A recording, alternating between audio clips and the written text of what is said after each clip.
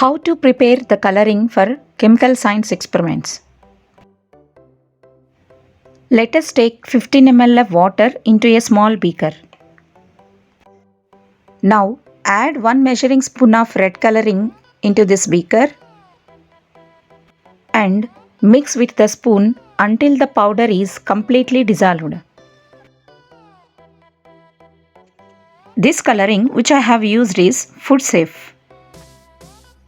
Now let us place the test tube in the stand and pour the mixture into the test tube.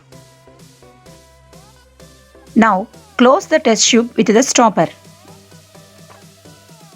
Now this perfect liquid food coloring is ready for chemical science experiments. Now we can add drops of red coloring using the pipette.